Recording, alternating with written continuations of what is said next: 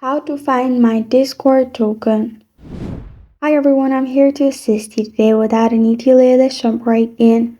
First, open Discord, then click on three dots at the top right corner of your screen. You will find all these options pop up, scroll down, and then click on More Tools.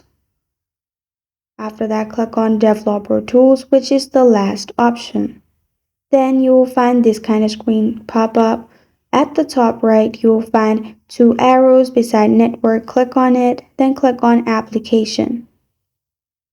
In application on the left side, click on local storage and you will find https://discord.com. Click on it and then at the filter, search token. After that, you will find your token pop up. And this is how to find your Discord token. Thank you for joining me today. If this video helps you out, please leave a like and subscribe for more. Got a question or want to suggest a topic? Comment below. Thank you for watching.